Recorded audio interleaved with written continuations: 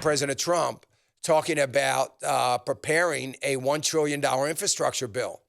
Now, here's the thing about this infrastructure bill. It is going to be extremely hard for the Democrats to not vote for this. If we can get this bill on the floor of the House over to the Senate, I mean, it should pass easily. Now, of course, the House is going to hold it up. But when the House holds it up, they're going to get hammered by the Republicans like they did last time. Then the House, Nancy Pelosi, is going to pile on money from her wish list that still hasn't been granted yet. So she's going to pile that money on. Then Republicans are going to balk, or it's going to get passed by the Senate if it goes through the House.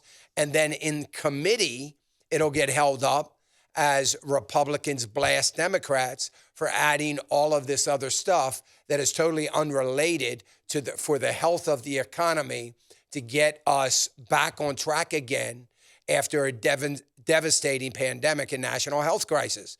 So they're going to get called out on it. They're not in a very good position, them being the left, is not in a very good position to dig their heels in on this and say to themselves or to the party themselves, hey, we got to wait until after the election.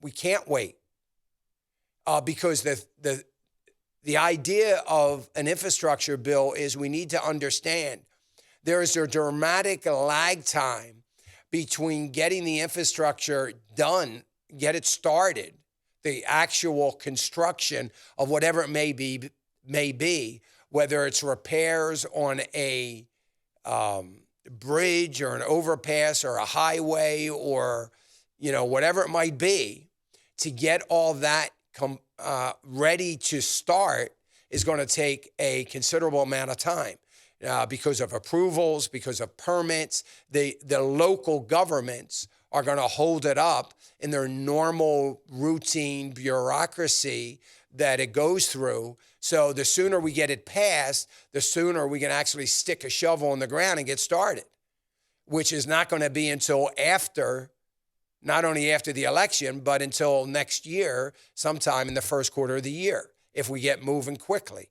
So it is going to be not only a stimulus for the economy, and by the way, it's already a stimulus for the markets today as we see what's happening.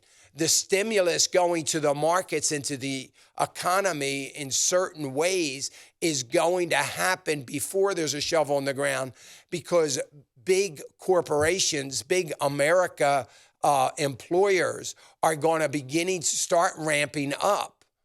And so there is going to be a optimistic run here on the markets in anticipation of what they know now is going to happen because the bill is passed and the money will get spent. So, but it's going to have a long-term impact for the next 3 years at least.